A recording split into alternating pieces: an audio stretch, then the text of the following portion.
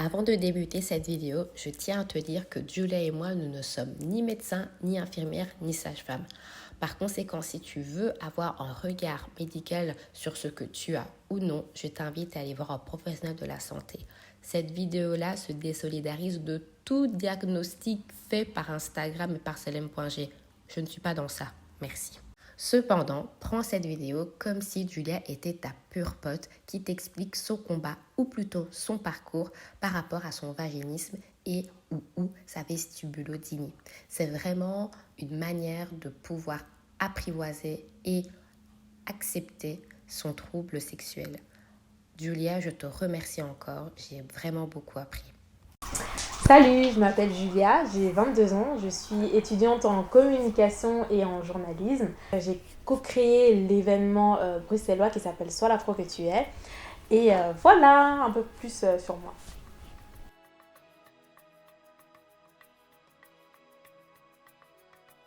Alors moi je souffre de vestibulodynite qui m'engendre un vaginisme secondaire. Donc c'est quoi la différence ?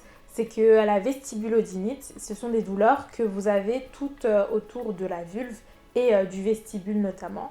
Tandis que le vaginisme, c'est la contraction des muscles du périnée qui fait qu'il n'y a aucun objet, doigt, n'importe quoi en fait ne peut pas rentrer dans le vagin. Donc ce sont des troubles sexuels qui sont présents chez les personnes qui ont des vulves.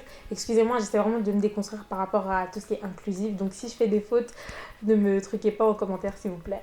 Pourquoi c'est important d'en parler ? En tant que femme et en tant que femme noire, j'aurais aimé voir des personnes qui me ressemblaient parler de choses qui auraient pu m'arriver sans avoir honte en fait. Et je pense que c'est important qu'on ouvre le dialogue par rapport à ces deux problématiques, on va dire.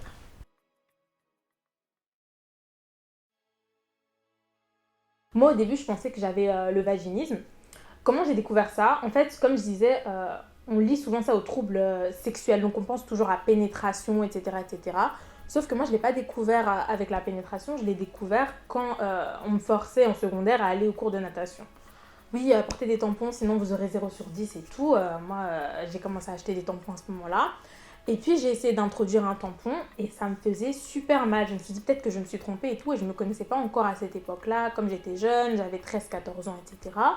Et la douleur, elle était vraiment difficile dans le sens où quand vous introduisez quelque chose, vous ressentez une espèce de brûlure ou c'est comme si vous avez un couteau qui rentre dans votre corps et ça fait super, super, super mal. Et j'étais là en mode, oula, je vais pas me faire mal juste pour le cours de natation, quitte à avoir des zéros, tu vois. Et donc, quelques années plus tard encore, ça c'était pour mon voyage de réto, j'étais trop contente et tout, et on devait aller dans un parc aquatique. Donc, j'avais eu mes règles à ce moment-là, j'ai essayé encore d'introduire un tampon et ça n'allait pas du tout. Franchement, j'étais sur le point de pleurer, j'ai essayé plusieurs fois, ça n'allait toujours pas. Mais j'étais pas encore consciente que je souffrais de quelque chose. Je pensais que c'était normal d'avoir mal en introduisant quelque chose dans mon vagin. Quelques années après, j'ai commencé à avoir une vie intime, etc. Alors lors de mon premier rapport avec mon premier partenaire, ça s'est super mal passé en fait. C'était toujours la même douleur que j'avais ressentie, que ce soit avec un doigt ou que ce soit avec un tampon. J'avais super mal. Les gens ne sont pas au courant que ces maladies, elles existent. Donc la personne qui était en face de moi, elle était un peu dans une positivité toxique dans le sens, t'inquiète, faut souffrir pour ça, c'est normal, tu dois acheminer ça. J'ai eu un autre partenaire quelques années après. Et c'est à ce moment-là que j'ai découvert en fait ma vestibulodynite. Donc ce qui s'est passé, c'est que c'était le même souci qu'avec mon premier partenaire. Ça me faisait super, super, super mal. Franchement, j'étais même sur le point de pleurer et tout. Je me disais, je peux pas avoir mal comme ça toute ma vie. Bien, moi en fait, j'étais mal parce que j'avais l'impression qu'à cause de moi, notre sexualité pouvait pas avancer. Et du coup, dans mon acheminement de ma déconstruction, j'ai appris que la pénétration, ce n'était pas le centre de la sexualité. Ça, c'est super important, je tiens vraiment à le dire parce que moi, j'ai beaucoup culpabilisé par rapport à ça, sans forcément que mon partenaire me culpabilise, qui m'a beaucoup aidée, etc. Mais inconsciemment, tu dis... Et comme les images que tu vois tout le temps partout dans la conception des relations hétérosexuelles, c'est toujours dès que l'homme, il a fini, il faut une pénétration, etc. etc. Et j'étais vraiment trop mal par rapport à ça.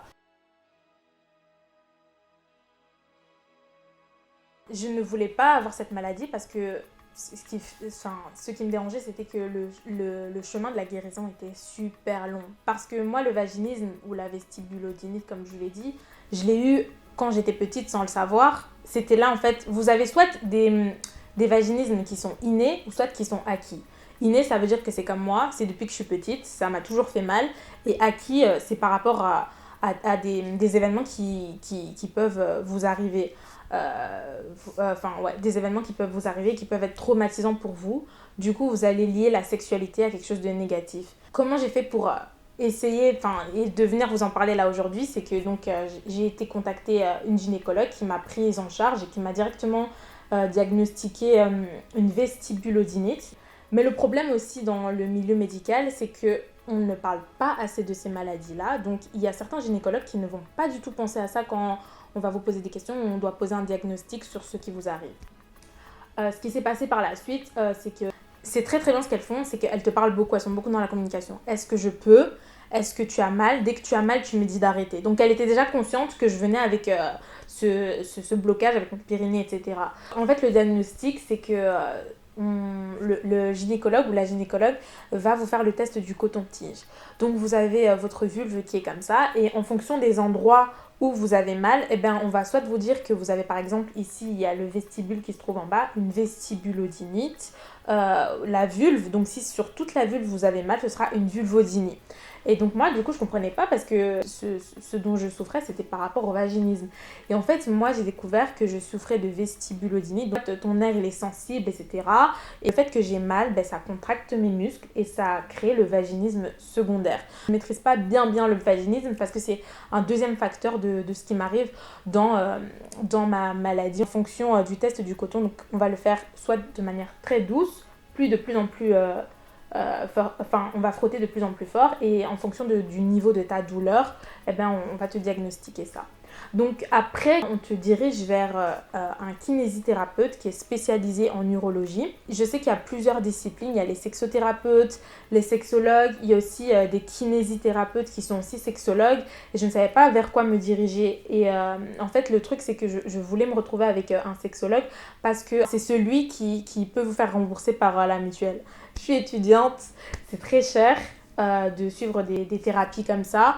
Plus à côté, tu dois te faire suivre par un kiné. En fait, le kiné va t'aider dans la partie physique. Donc, c'est lui qui va te toucher, qui va faire l'exercice avec toi pour apprendre à rééduquer ton périnée. Vous pouvez soit aller chez les kinés ou soit chez les sages-femmes. C'est très long parce que c'est quelque chose qui est là, qui est ancré et qui est dans ton inconscient en fait. Et donc, pour déconstruire ça au fur et à mesure, ça prend vraiment du temps. Tu dois voir qu'est-ce qui s'est passé, tu dois aller à l'essence, tu dois réapprendre à avoir confiance en toi. Cette maladie, ce trouble sexuel, il est très lourd parce que inconsciemment, tu encaisses des paroles et des mots et par rapport à ta confiance en soi, elle diminue de plus en plus. Parce que tu as la douleur physique, mais tu as aussi la douleur psychologique. Donc, tu as plein de facteurs qui rentrent en jeu et c'est pour ça que c'est difficile de définir ça d'une manière catégorique parce que chaque personne vit cette maladie, on va dire, de manière individuelle. Donc, au fur et à mesure, c'est des petits chemins et on ne sait pas vous donner une date précise de quand est-ce que vous allez être guéri ou quand vous n'allez pas être guéri. C'est vraiment des montagnes russes et c'est pour ça que je ne vais pas guérir. Je vis avec ça et je l'accepte. Et j'ai appris à ne plus avoir honte de ça parce que c'est pas de ma faute, c'est quelque chose qui n'est pas connu et c'est quelque chose qui peut arriver à beaucoup de femmes. Aussi, il est dit que l'un des facteurs qui cause le vaginisme, c'est une méconnaissance et une interdiction, un tabou par rapport à la sexualité et les discussions avec vos parents. On t'a tellement interdit les choses ou de parler ou même t'exprimer, c'est pour ça que la communication c'est extrêmement important, que tu te fais une image très négative et ton corps, il assimile les signaux au fur et à mesure. Donc quand tu arrives sur le moment même, que ce soit des relations sexuelles avec les doigts, avec la langue, ton périnée se contracte. Ce n'est pas que la pénétration.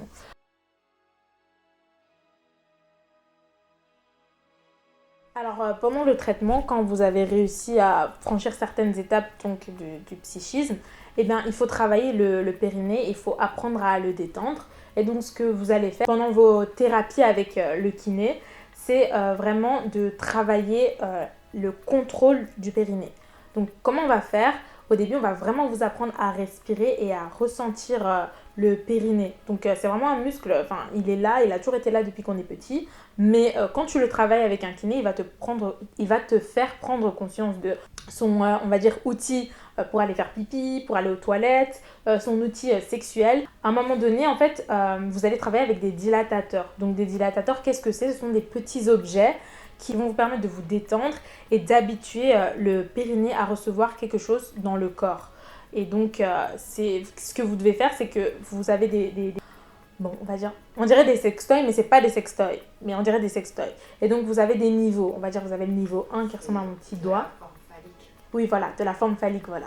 Vous avez un petit niveau comme ça, un deuxième niveau comme ça, et au fur et à mesure, tu dois introduire cela dans ton vagin pour qu'il s'habitue juste à une présence. Parce que pendant les exercices, ce qu'elles disent aussi les kinés, c'est « Ah, mais tu vois, ça va grandir de plus en plus, et tu peux avoir un bébé, en fait, parce que tu peux mettre, on va dire, n'importe quoi dans ton vagin. Enfin, tu te rends compte que tu dois prendre conscience de ton périnée et de la place que ton vagin peut occuper.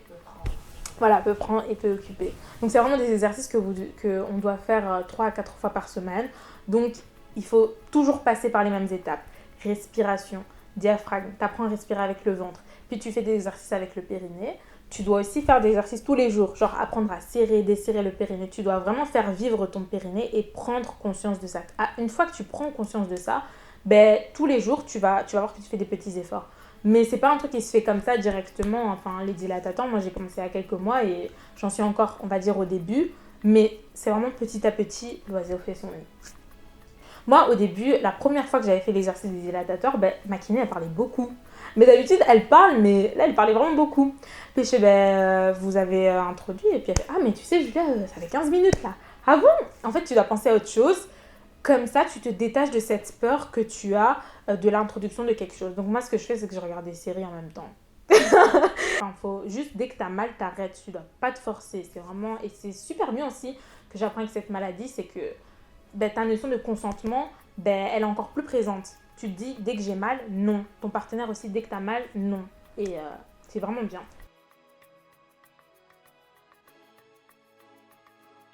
Donc j'ai eu vraiment beaucoup de mal à chercher un sexologue qui soit près de chez moi, qui soit disponible, qui rembourse par la mutuelle, qui comprenne que je suis étudiante, qu'à côté j'ai d'autres choses à faire, que je dois prendre aussi le traitement kiné.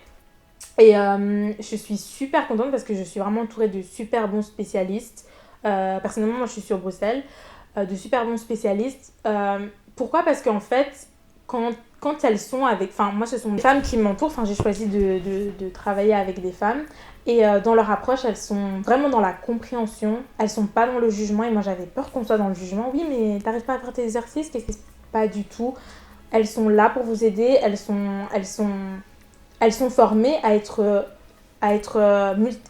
pluridisciplinaires. Donc, c'est vraiment un acheminement que tu commences vraiment d'en bas et tu montes petit à petit parce que tu n'as plus possession de ton corps à ce moment-là parce que ton cerveau envoie des signaux en mode Julia, calme-toi, tu peux rien faire entrer. Alors que pas du tout, tu vois. Ça fait peut-être 8-9 mois que j'ai commencé mon traitement.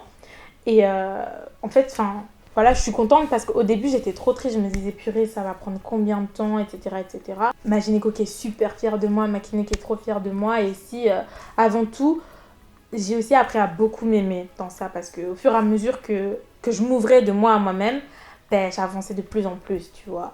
Et franchement, je suis contente d'en parler aujourd'hui parce que je me dis que si vous êtes une femme noire comme moi qui ne savait pas à qui parler, vous n'êtes pas toute seule. Vraiment, vous n'êtes pas toute seule. C'est juste qu'on n'ose pas le dire, on n'ose pas en parler. Et moi, j'ai vraiment... Enfin, je suis une personne ne peut se douter que j'ai ça. Enfin, on se dit, ah bon, Julia et tout, oui, je souffre, mais je me soigne et l'éducation sexuelle est très, très, très, très importante. Même moi, de l'éducation que j'ai reçue, j'ai pas eu de communication par rapport à ça, mais clairement, je sais qu'avec mes enfants, je parlerai d'éducation sexuelle parce que c'est dans des tabous comme ça qu'on crée des schémas brisés et c'est pas ça qu'on veut, surtout dans les familles noires, malheureusement.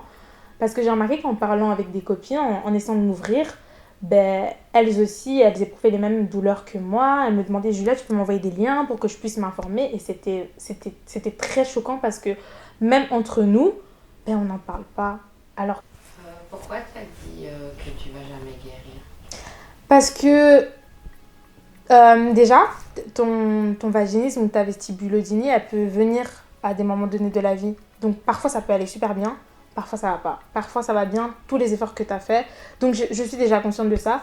Et parce que finalement, c'est une différence pour laquelle j'avais super honte. Et là, je suis trop contente d'en parler, là, genre aujourd'hui et tout, parce que je me dis, grâce à ça, et au fur et à mesure que j'apprenne dans ma vie, tu vois, parce que ma sexualité, ok, elle m'est propre au début, mais il y a des moments où je vais la partager avec des partenaires. Ça va toujours faire partie de moi. Et ça va pas disparaître, tu vois. Parce que, je t'ai dit, c'est un long chemin pour guérir. Donc, je me dis, c'est un petit plus dans ma vie. Bon, parfois qui m'a vraiment mis down. Mais c'est quelque chose que je prends, que j'accepte et que je veux nourrir de bonne manière. Je sais pas si tu vois ce que je veux dire. Du coup, voilà.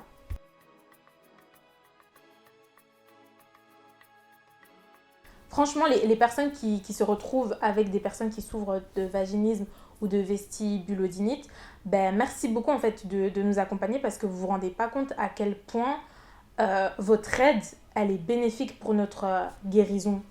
Parce que quand tu portes le poids, on va dire, comme j'ai été biaisée par rapport à la pénétration, quand tu portes le poids en fait de te dire ouais je suis coupable, à cause de moi la sexualité elle va pas, etc. etc. Ben, si la personne en face elle est positive et qu'elle t'aide à avancer là-dedans, ben waouh en fait. Franchement, merci à toutes ces personnes qui aident leurs partenaires.